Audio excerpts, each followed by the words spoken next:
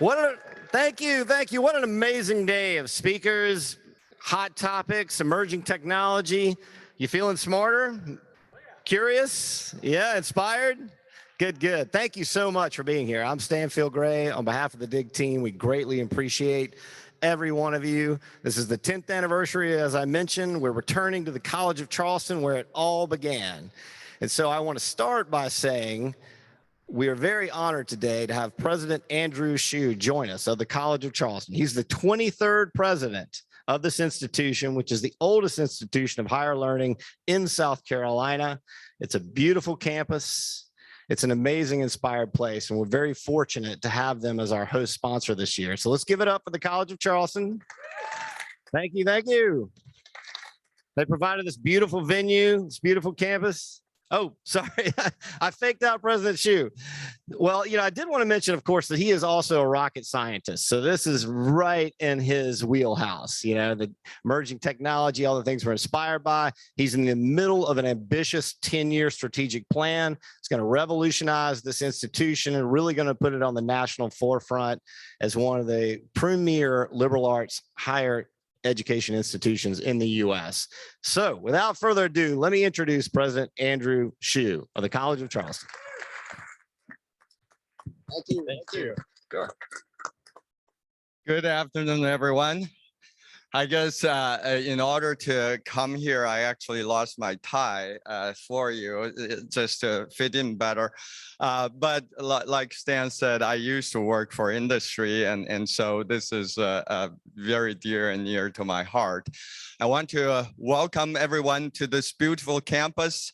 As Stan said, this is actually one of the oldest universities, not just in South Carolina. It's actually the oldest university in the South outside of Virginia. So anywhere south of Virginia, we were the oldest university.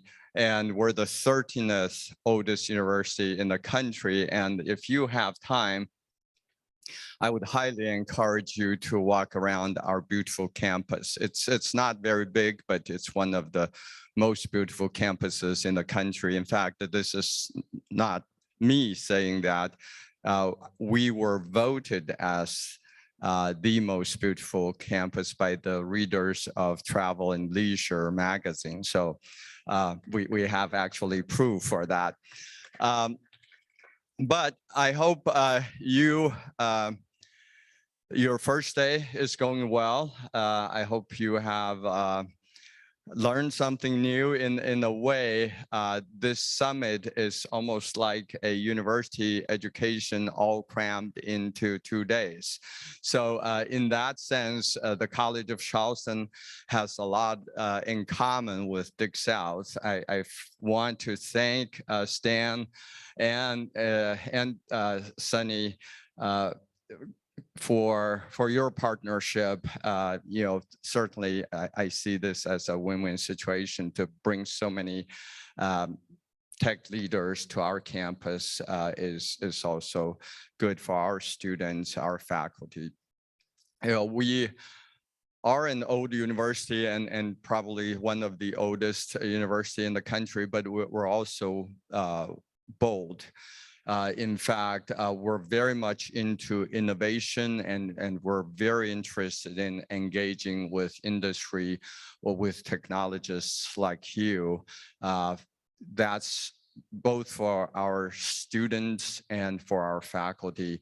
And in fact, just this February, now it's May, so really only 3 months ago, we have hired the recently retired CEO of BMW Manufacturing to be our first ever Senior Vice President for Innovation and Research. And his task really is to bring more people like you to our campus and to figure out how we enhance our curriculum to better educate our students so that they can become better employees for you, contributing on day one on their job. So we would certainly welcome any opportunities you can bring to us to better educate our students or to do research with our students and with our faculty. So with that, thanks again for being here, and hope you will enjoy your rest of conference.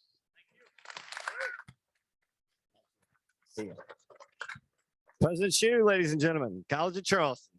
So I got to tell a quick story about Vayner Media. Who was here when Gary joined us? Gary Vaynerchuk. A lot of hands. Good. 2 years in a row. The first year he came, we were at Cinnabar. We had the highest rainfall in Charleston since 1959. Lucky us. Gary stomped down on the stage. There was 6 inches of water under the tent. We were outside. It was incredible. And then the next time we brought him back, he flies to Atlanta from New York, and the next flight's canceled. Has to rent a car at midnight, drive 5 hours to Charleston, arrives, pulls in, no sleep, basically takes a shower and hits the stage and crushes it. And it's fantastic.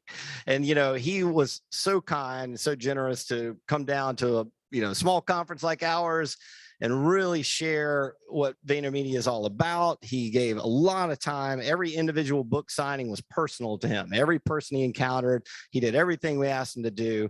And we're really honored to, continue that relationship with Vayner Media. This year, we have Avery Akkenini. She's the president of Vayner NFT. She, leads special NFT projects with major brands, helping them figure that out, scale those, and decide what that strategy looks like. She also expanded Vayner Media from 0 to 150 employees in APAC across Singapore, Bangkok, all over Asia. Really strong background, worked at Google before that in Silicon Valley. She has a tremendous amount of experience, really understands the space, and we thought she'd be the perfect person to bring here and share her thoughts on NFTs, the future of Web3 and emerging technology, what that's going to look like. We're recording this session and streaming it. We'll make sure it gets a lot of play and a lot of action. But thank you for being here IRL in real life to experience this. Following this, don't leave. We have the Resilience Happy Hour right behind you in the NFT gallery. We're going to crank it up and rock it. It's going to be super fun. So without further ado, let me give you Vayner NFT President Avery Akkenini. Big hand, big hand. Thank you. I think I need Stan to introduce me all the time. Now I feel really pumped up. Thank you all so much for being here, and thank you, Dig South team, for hosting. Gary speaks very, very highly of this conference and of all the amazing entrepreneurs he's met here. So I'm really excited to be here today. All right, so what we're going to talk about over the next 40 minutes is all about mapping your NFT strategy. I think I got a very clear introduction from Stan, so y'all know a little bit about me. I'm super honored to be here today at Dig South. Originally a Southerner myself, I'm from Nashville, Tennessee, so always had a special place in my heart for a lot of the incredible progress and innovation that happens in the southeastern part of the United States. I spent the past 18 months learning all about Web3. So if any of you guys are new to this space, you are just on time to learn a lot. And I appreciate you all being here today. So what we're going to cover off on is a couple of things. First, we're going to do a brief introduction to what NFTs are, what Web3 is, and what all of this excitement is about. Second, we'll talk about how to actually build your own NFT strategy if you're an entrepreneur or a business owner. And then last but not least, we'll talk about what's coming next in this world of Web3. So a little bit about Vayner NFT and how we decided to get into this ecosystem of NFT projects. So think about 18 months ago, I was talking to Gary about what's the next thing in the future of internet, in the future of technology. Gary had predicted .com, he had predicted social media, and I was like, what do you think is going to be happening in this world next? And he was like, Avery, NFTs, CryptoPunks. Keep in mind, this is December 2020, and he may as well have been speaking Greek to me in terms of this terminology. But I decided, okay, let me do my homework and read up as much as I possibly can of what's happening in this ecosystem, spending hours on Discord, Twitter, Clubhouse, hearing people talk about this and seeing the passion that was building with this small community of people who are really excited about the future of Web3, which really represents this new era of digital asset ownership. If you think about the evolution of the internet, it's really started with Web 1, where people were able to access information at an unparalleled rate. Google really serving as that portal of how you could find best coffee in Charleston, or researching information about how to plant your hydrangeas, right? Instead of asking your neighbor, you could access that information on the internet and really read and consume that. And about 10 years later comes along the era of Web 2, of social media. And consumers could communicate with their friends and family all over the world. When I was in college in California, I could talk to my parents on FaceTime and, direct message my friends on Facebook and communicate in this way that was way more scalable than ever before. So not only could consumers access information and read it, but they could also write it by creating content, posting tweets, posting their Instagrams, saying that, hey, here I am at Dig South, and sharing that out with, the hundreds or thousands of people in your network. Now comes along this third era of the internet, which we're calling Web 3. And Web 3 gives you the ability not only to access and read information digitally, and to post and create information digitally, or to write, but also to own those experiences. If y'all are like me, you spend 6, 8, 10 hours a day on your screen time, and you can see it on your iPhone and your computer, and Zoom meetings, and pandemic life has sucked in a ton of your time spent in digital mediums. And a lot of those experiences, all of those experiences that you're having in digital ecosystems, you don't actually own that. You might spend 2 hours a day playing Fortnite, but at the end of the day, the money and the time that you're spending there is actually owned by the game. The same with the social media platforms. All of that time sort of accrues into their ecosystems without the end users being able to benefit from that financially. And also without the ability to take that content and move it across the internet. When you interact in a social platform, those posts exist within that social platform, but are not necessarily interoperable. So this third era of the internet is all about this idea of digital asset ownership and owning part of your digital experience. So this is a very, very long way of saying we got incredibly excited about this as the next iteration of the internet, and spent a couple of months researching, talking to people who are really into this space, who had been early builders. And Gary launched his first NFT project, VFriends, in May of 2021. So just over a year ago. I think the first anniversary was yesterday.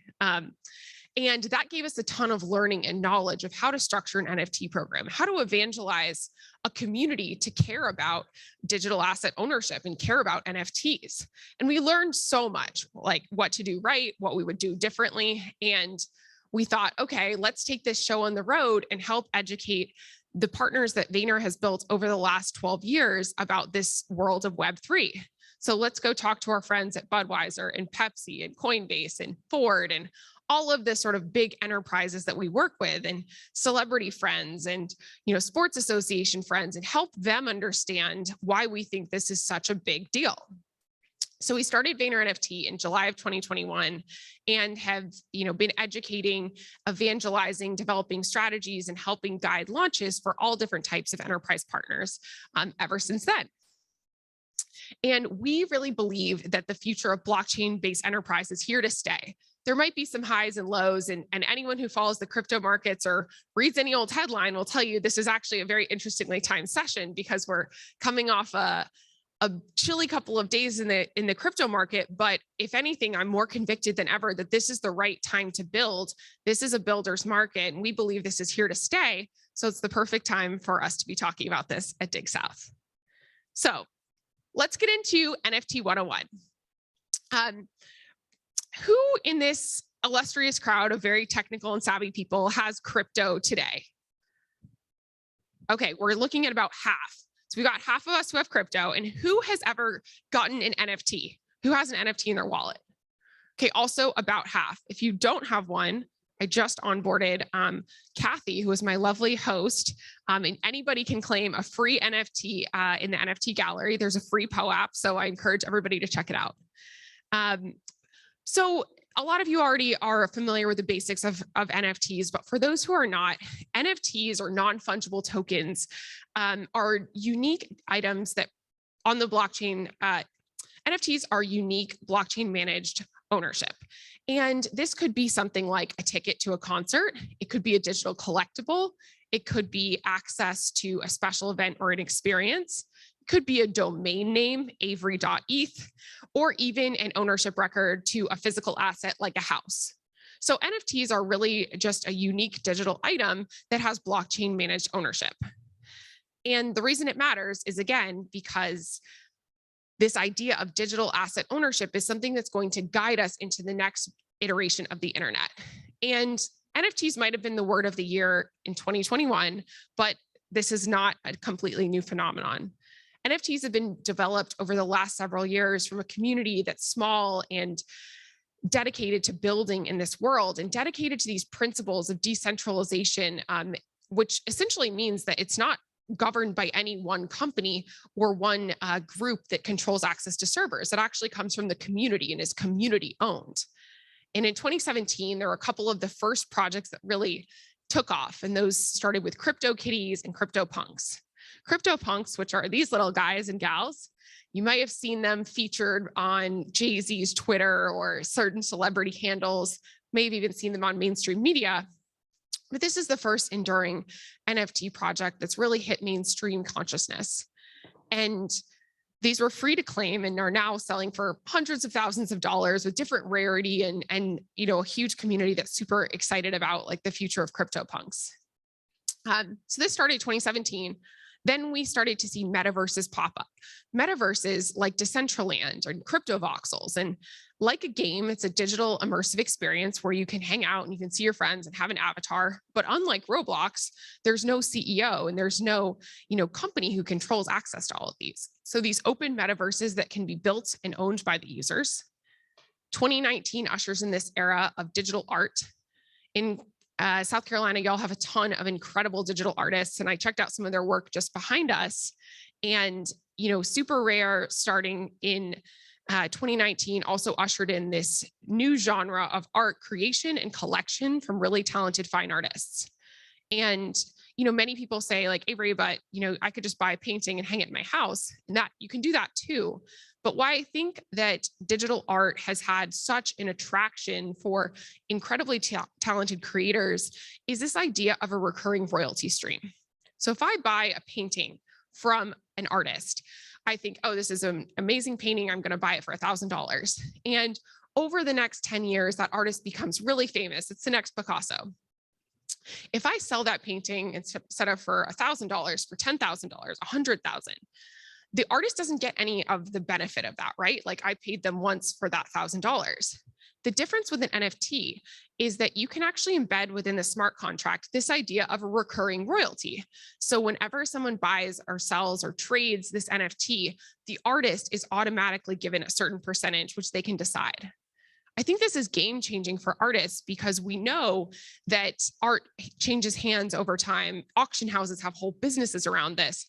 And many times the artists are not benefiting from those, recurring sales and the trading of hands.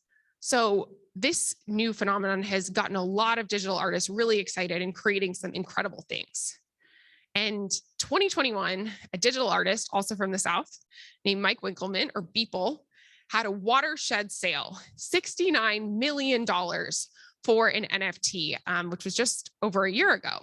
This opened many people's eyes to the fact that NFTs can be highly valuable digital art. And it also ushered in this, highly hot market for NFTs to be bought and sold and traded, which is kind of still happening now. In 2022, and later in 2021, we had a number of super popular projects launch that hit mainstream consciousness. Everyone from Gary Vee's VFriends to Bored Ape Yacht Club launched in mid 2021 and have generated billions of dollars in transactions since then. 2022, we continue to see some excitement with mainstream investors like Kevin Rose launching projects like Moonbirds. And just 2 weeks ago, the Bored Ape Yacht Club launched Other Side Land, which is their first foray into the metaverse, yielding the most successful NFT mint ever in terms of revenue. So there's been a lot of things happening that got us here today. And The principles driving this demand for NFTs and this creep into mainstream consciousness and adoption are a couple of things. The first is the human desire to collect things. So whether you're like my mother and you collect silver spoons, or my husband and you collect trading cards, or me and you collect handbags, humans like to collect things. And you like to build your collection, have special details that only a certain subset of people will like. I was hearing that, the guys before talking about motorcycles and old cars. Everybody's got their thing that they like to collect. And some people like to collect NFTs because unlike, an old car, motorcycle doesn't require maintenance, doesn't require closet space, and can be shown off to a much wider ecosystem of people digitally, which feeds into this idea of status and sort of social signaling that comes in to play with this as well. So the same way you want to show people how awesome you are with a fancy watch or a nice BMW, you want to show how cool you are with a really special NFT. And then the other part of that is participation and membership. So NFTs allow people to show they're part of this special club, which is highly valuable to humans. And of course, there's this idea of a resale market. If you don't like your NFT anymore, you can sell it. And there's a very active and liquid market for these. And the consumer journey to buy NFTs today, it isn't simple. This is something that even folks in this audience are streamlining and making more easy for consumers. Just 2 days ago, Facebook announced the fact that you'll soon be able to purchase NFTs on Instagram with just the click of a button. But if you go through this process today to get your first NFT, it's a little clunky. You've got to have Ethereum. You've got to then put it in your digital wallet, either mint or buy an NFT on secondary. Then you have to make sure you've got a safe place to secure it so you don't get hacked. So it's a little clunky today. And I break this into a couple of steps, but this is what shopping for an NFT is like. And, when I show my friends who aren't into this, they're like, oh, it's like an e-commerce experience. You can, pick the one that you like. So here are 3 very fun, successful projects. Everything from World of Women, which is done by this artist called Yam Karkai, one of the leading female projects, to the Doodles project, this amazing pastels, and the Bored Ape Yacht Club further on this side as well. This is kind of what the shopping experience looks like. Very fun, very much e-commerce experience. You purchase this and it goes into your wallet, and then you can set it as your profile picture, show this off to your friends and family through your digital social platforms. So the 3 steps you need to do to actually get an NFT today are you have to have crypto, so purchase that on a crypto exchange like a Coinbase or a Binance or an FTX. Then you have to have a digital wallet like a MetaMask or something like that. And then you actually have to go shopping on an NFT marketplace, whether that is Super Rare or Nifty Gateway or OpenSea. You have to actually go and buy it on a marketplace. So the net is it's a lot of steps today, but it's worth it. And I would encourage all of you to get sort of hands-on if you're interested in this. So now we'll focus into how you can actually build your NFT strategy. A lot of you are entrepreneurs, tech leaders, thinkers in this space. And there's a lot of things that you can do. With NFTs, the sky is the limit in terms of what's possible. What's done today is barely scratching the surface of how NFTs are going to be used in the future. So whether that is using NFTs as a ticket to next year's Dig South, as a digital collectible for an IP owner, as a way to give back to a charity that matters to you and your organization, even offsetting charitable commitments. There are a tremendous number of philanthropies who now take crypto through a platform called the Giving Block. Building community and loyalty programs. Imagine how NFTs can be your new membership club or your new digital punch card. You can also use this as a way to do fundraising and create aligned incentives between your NFT holders and your company.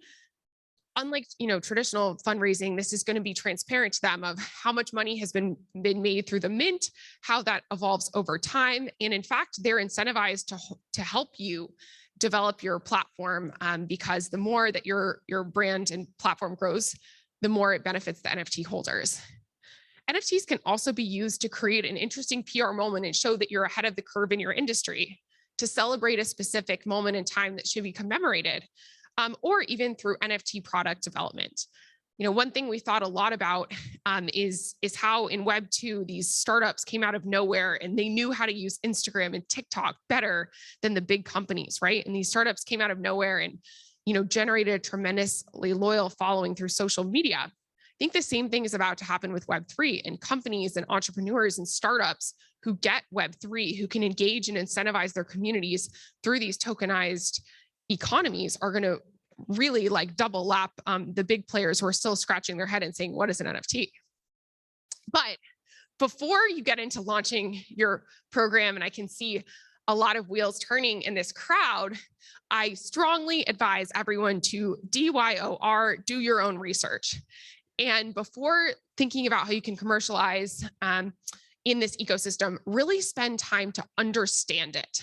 Spend your 10 or 20 or 50 or 100 hours to understand what's going on in this world. So get your wallet set up, get your crypto, and then play with a couple of different marketplaces. Look at what NBA has done with Top Shot, or what UFC has done with their NFTs on Flow. You should look at what's happening in the world of art marketplaces. Look at what's happening on OpenSea and on Coinbase. Evaluate different blockchains. I've talked a lot about Ethereum during this presentation, but for the sake of simplicity, but there are many other alternatives. You can look at platforms like blockchains like Tezos, like Polygon, like Immutable X, like Flow, like Solana. There's many options. And also spend some time like listening to podcasts or watching YouTube videos or studying the conversation on Twitter, so you really understand it and you can shape your own perspective of how you can actually add value to this ecosystem. So getting hands-on is the most important steps. You can really educate yourself and sharpen your thinking on what's going to be interesting, because every one of your startups or enterprises or organizations has some unique value add that they can bring to this ecosystem. And I'm going to give 3 completely different examples just to show the breadth of what's possible. Gary has a close partner who has been a restaurateur for a long time. And, we started to do some brainstorming on how can NFTs play into the world of a restaurant. And the VCR group actually launched the first ever NFT restaurant, which is called Fly Fish Club.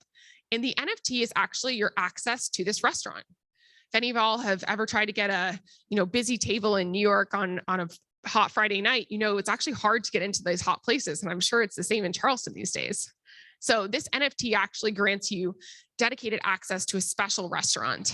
If you're Adidas, if you're a clothing company, what can they bring that's uniquely valuable? They know their limited editions are super valuable and treasured. That's the reason that they sell out in 0.2 seconds. So if you have this special NFT for Adidas, you can actually get access to this custom sweatsuit and beanie set, so exclusive merchandise. Or if you're VFriends, Gary has designed the program such that every holder of Series 1 VFriend gets access to a conference for 3 years. It's actually going to be next week in Minneapolis, Minnesota. And the ticket to that conference is actually an NFT. So it's not just 1 year, it's actually 3, just showing the commitment and the long-term thinking behind the program. So there's a lot of different stuff you can do, and there's certainly no like one formula. The third thing is to think about how to build or to mobilize your community. Whether you're starting absolutely from scratch and building a new community, or tapping into an existing community you might have for your business, both are great options. Building, I'm going to give one example that I feel really passionate about, and that's the MyBFF program. This is an NFT community that's built by Britt Morin, Jamie Schmidt, and a number of founding BFFs, including myself, with the ambition of helping women onboard into crypto. And the reason for this is that, if we look at who makes money off crypto, this crypto bro stat exists for a reason, and MyBFF exists to change that. So, it was a really cool thing where in January, they gathered us together. We did a training session, not unlike this, for what we hoped would be 500 women and non-binary individuals to learn about crypto and learn about NFTs. We gave out a free NFT to every person who joined. Turned out to be 5,000, which was incredible. And then since then, they've managed to build this incredible community in Discord and in Telegram of, creating a space where women can answer each other's questions and talk about crypto and NFTs. And those free NFTs we gave out in January have done like $25 million in secondary transactions. So just showing the market demand for this kind of thing. On the flip side, you can also mobilize a community, whether it's, Budweiser doing a partnership with Nouns DAO, putting in their Super Bowl commercial to bring the two communities together, or Kevin Rose using his investment connections and his podcast to help sort of bring his community into the world of NFTs. Either way can make sense, but building and mobilizing your community in the world of Web3 and giving them a space to connect, whether that's Discord, it's Telegram, it's Twitter, it's MetaLink, doesn't have to be any one particular place, but this idea of community connection matters a lot in launching some of these. Now you've got your idea, you've got your community strategy, now you have to plan the details. And there's a lot of details to plan in launching an NFT.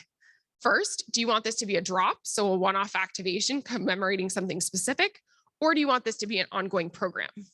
Second, where are you going to drive people to talk about this, and who's going to be managing that communication? Is it you as the founder? Do you have a community manager? Is there a mascot who speaks on behalf of your team? What is the utility? So that's the most important thing, is what do people actually get for purchasing this NFT? Is it special access to a club? Is it exclusive merchandise? Is it events? Is it experiences? And how long does this kind of go on for? So thinking through your roadmap or what you're going to be offering your holders. Then art. What is your NFT going to look like? Does it look like a baseball card? Does it look like a Dig South logo? Does it look like something that's been designed by an artist? And then last but not least, finance. So how are you going to actually collect money? Do you have a wallet? Do you have a plan for taxes? All of these fun things. So a lot of details to think through on how it comes to life. And then you can actually think about how you are going to launch your NFT, considering major things like marketing. If you build it in the world of NFTs, they will not necessarily come. So developing a really thorough marketing plan that's strategic and engages your community and brings new people in and nods to those who are already part of NFT buying community. The mint dynamics. Are you going to have an open edition where people can buy during a fixed period of time? Do you have a supply of 10,000?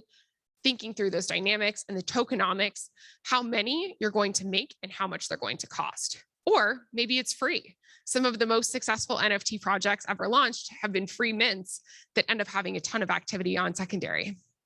Then thinking through the transaction costs, which is what we call gas in terms of an Ethereum transaction fee, thinking through how you can minimize those transaction fees for your buyers, and thinking through which marketplace you'll launch on, or if you'll build your own, and then how you'll have secondary sales managed across marketplaces like Rarible and OpenSea, et cetera. So once you've launched and done all of this, then the real work begins.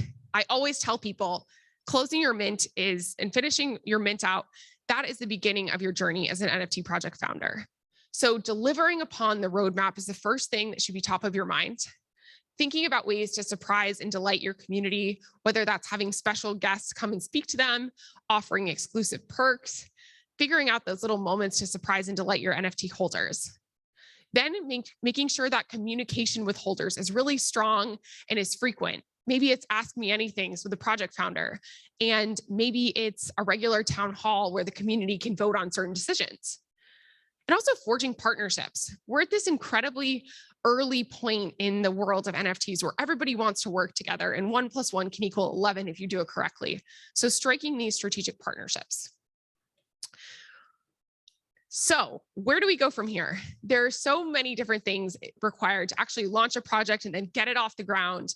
And we're at this very interesting moment in time where it's a great time to build. It's a great time to encourage newbies to join, to think through your Web3 strategy. When a hype cycle is cooled down, there's a tremendous opportunity to actually have a moment to think and build something strategic that's going to usher in the next wave of users.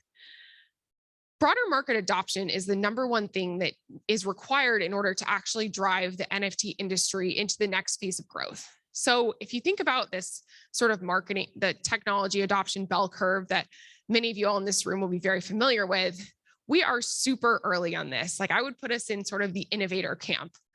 While over half of Americans, have heard of NFTs, only 12% can correctly define them. So we're still incredibly immature in this journey and about to hit that sort of early adopter mark. So I always encourage people to remember that we're super early, and folks like you all, technology leaders of the South, are the ones who are going to help us get to that next phase of early adopters and then mainstream adoption. And I think a big shift we're about to see is this idea of moving away from collectability, which has driven a lot of the market excitement in the past couple of months, into this idea of utility. What do you actually get for having this NFT? So maybe less of adjective animal projects and more of projects that actually get you a specific thing that's useful to a consumer, whether that's getting access to a golf course you want to play at, a restaurant you want to go to, a celebrity you want to have a one-on-one with. There's so many different things. The deed to your house, this idea of shifting out of a purely sort of collectible driven market, which will of course always exist, into a place where utility matters and utility underpins that value, and it can transfer over time and continue to appreciate as that utility develops and ages. So I think as NFTs begin to go more mainstream and we start to hit that maturity, we're going to see number of users broaden out very, very widely from the small pool we have today, and the pricing come down really significantly from what we see as average NFT mint prices, which can be in the hundreds of dollars to get a digital collectible. The reality is that's not a reality for so many people. So I think pricing has to come way down and adoption has to come way out in order to usher in this next phase of growth. So the net of this presentation is that we're incredibly early, and today's conditions are actually ideal for builders to innovate, add value as Web3 matures. There's never been a better time to think about your first NFT and how your business can add value to this ecosystem and deliver something new and meaningful for the next generation of your consumers. I want to leave a little bit of time for Q&A because I want to hear from some of y'all smart people. So yeah, let's shift over to Q&A time. Don't be shy. There's no silly questions. In the back, yeah.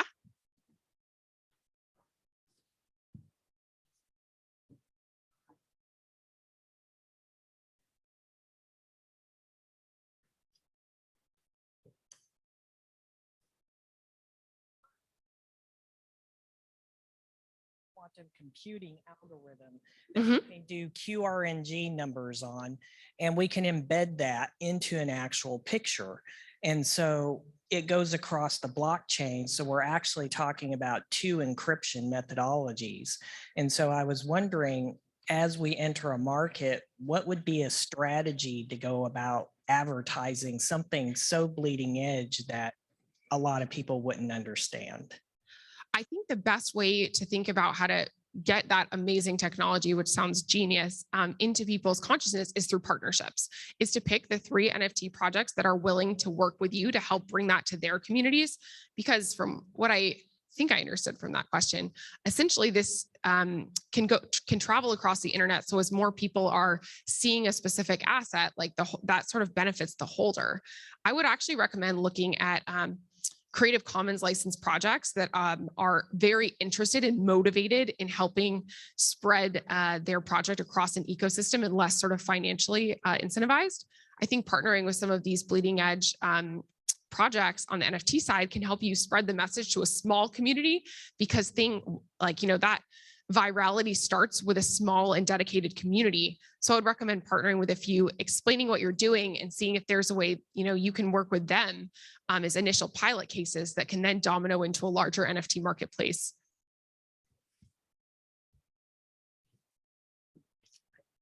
One over here. There you go. Hey, I'm curious if you've seen any NFT projects working in the social good or social impact, and how nonprofits are thinking about using this potentially as like a regenerative source of financing.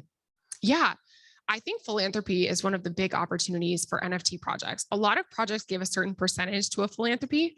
I'll tell you a story about a project we did a month or 2 ago with Stella Artois and water.org. So first we worked with water.org to help take crypto, because of course for philanthropies, they want donations and they want recurring donations. So actually the way that it worked is, instead of, Stella Artois just donating to them like they normally would, we actually helped do a campaign that was on an art marketplace called Art Blocks, totally designed by this incredible artist, Elia Stein. All of the direct proceeds to the primary sale went to the water.org wallet. And every single time there's a recurring sale, it goes directly to their wallet as well. So that's an example of how to use sort of a project fully for philanthropy. And you also see a lot of projects like Meta Good sort of launching with the ambition of giving a certain percentage to a philanthropy. And I think that's pretty common as well. I see this like blinking thing that tells me I'm over time, but if we might sneak in one more, if Stan doesn't mind.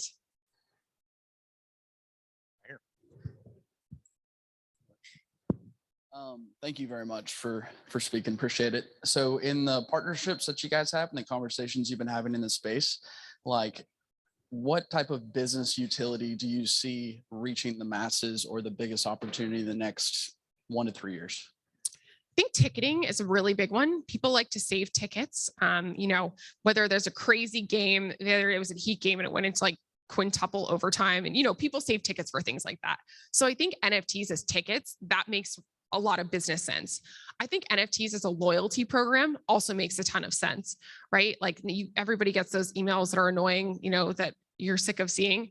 That's the new version of a digital punch card, which they also sort of have been left by the wayside. I think NFTs as a loyalty mechanic is really interesting. And then third, from a business application standpoint, I think NFTs as a format of like digital engagement is something we'll see a lot of. The same way, if any of you guys have kids and instead of a toy, now they want a Robux and they want digital assets instead of, a birthday present. I think we're going to see that come into the world of NFTs as well, because unlike Robux, you can actually take your NFTs with you across different ecosystems and metaverses as people spend more and more time in digital mediums. Okay. Thank you all so much. This has been such a pleasure. And please check us out, Vayner NFT on Twitter, social handles, and I very much appreciate your time.